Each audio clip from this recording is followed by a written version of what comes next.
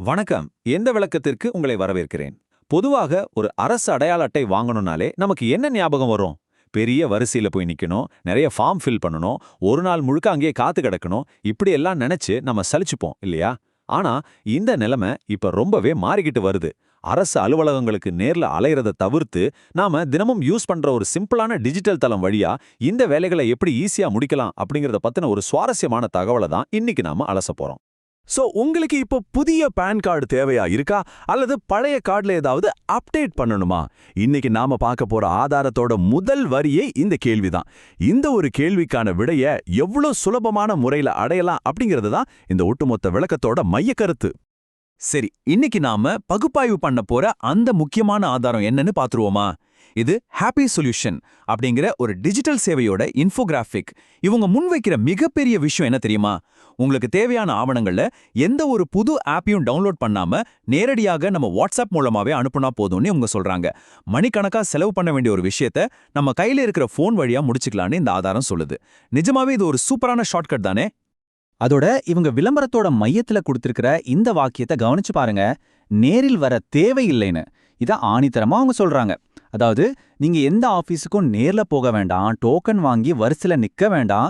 நீங்க வீட்ல இருந்தாலும் சரி, ஆபீஸ்ல வேலை பார்த்துக்கிட்டு இருந்தாலும் சரி, உங்க ஸ்மார்ட் போன் எடுத்தா போதும் பான் கார்டு வேலையை அங்கிருந்தபடியே முடிச்சிடலான்னு இந்த ஆதாரம் ரொம்ப தெளிவா பதிவு செய்யுது. இப்போ இந்த நம்பரை பாருங்க, 24. இந்த 24 எதை குறிக்குதுன்னு நினைக்கிறீங்க? நீங்க பான் கார்டுக்காக காத்திருக்க வேண்டிய நாட்களா? கண்டிப்பா இல்ல. இது வெறும் மணி நேரங்கள். ஆமாங்க, நீங்க டாக்குமெண்ட்ஸ் அனுப்புன வெறும் 24 மணி நேரத்துக்குள்ள உங்களோட கோரிக்கை செயல்படுத்தப்படும்னு இந்த ஆதாரம் குறிக்குது. இவ்வளோ வேகமா எப்படி பண்றாங்க? இந்த 24 மணி நேரத்துல நமக்கு கையில என்ன கிடைக்கும் அப்படிங்கறத அடுத்து பார்க்கலாம். அதுக்கான விடை இங்க இருக்கு. நீங்க விண்ணப்பித்த வெறும் 24 மணி நேரத்துல உங்களுக்கான டிஜிட்டல் இ பேன் உங்க கைக்கு வந்துரும்னு சொல்றாங்க. திடீர்னு ஒரு எமர்ஜென்சி, உடனே பான் கார்டு வேணும்னா இந்த பேன் உங்களுக்கு ரொம்பவே யூஸ்ஃபுல்லா இருக்கும். சரி, அசல் கார்டு எப்போ வரும்னு கேட்டீங்கன்னா, அந்த ஒரிஜினல் பிளாஸ்டிக் கார்டை 7லிருந்து 15 நாட்களுக்குள்ள உங்க வீட்டுக்கே நேரடியா வந்துடும்னு குறிப்பிடப்பட்டிருக்கு. ஒரு பக்கம் டிஜிட்டல் உலகின் உடனடி பலன், இன்னொரு பக்கம் வழக்கமான அசல் ஆவணம். ரெண்டுமே நமக்கு கிடைக்கிற மாதிரி இந்த அமைப்பு வடிவமைக்கப்பட்டிருக்கு. சரி, விஷயத்துக்கு வருவோம். இதுக்கு எப்படி அப்ளை பண்றது? ஃபர்ஸ்ட், 18 வயசுக்கு மேல இருக்கிற பெரியவங்க விண்ணப்பிக்கணும்னா என்னென்ன ஆவணங்கள் தேவைப்படும்னு பார்க்கலாம். பெரியவங்களுக்கு அப்ளை பண்ண ரொம்ப சிம்பிளா ஒரு 6 விஷயங்கள் மட்டும்தான் தேவைன்னு ஆதாரம் சொல்லுது. முதல்ல உங்க ஆதார் கார்டு. ரெண்டாவது, அந்த ஆதார்ல இருக்கிற மாதிரியே உங்களோட பெயரும் பிறந்த தேதியும் இருக்கணும். மூணாவது, வேற ஏதாவது ஒரு ஐடி ப்ரூஃப். அப்புறம் ஒரு பாஸ்போர்ட் சைஸ் போட்டோ, ஒரு வெள்ளை பேப்பர்ல தெளிவா போட்ட உங்க கையெழுத்து. கடைசியா உங்களை தொடர்பு கொள்ள மொபைல் நம்பர் மற்றும் இமெயில் ஐடி. அவ்வளவுதான். இந்த டாக்குமெண்ட்ஸ் எல்லாத்தையும் உங்க போன்ல தெளிவா போட்டோ எடுத்து வச்சுக்கிட்டா வேலை முடிஞ்சது.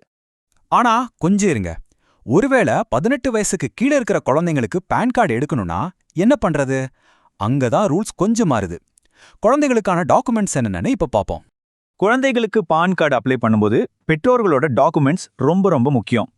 குழந்தையோட ஆதார் கார்டு மற்றும் பிறப்புச் சான்றிதழோட சேர்த்து அப்பா அல்லது அம்மாவோட ஆதார் கார்டு, அவங்களோட போட்டோ, அவங்க கையெழுத்து, அப்புறம் பெற்றோரோட மொபைல் நம்பர் மற்றும் இமெயில் ஐடி கண்டிப்பா வேணும்.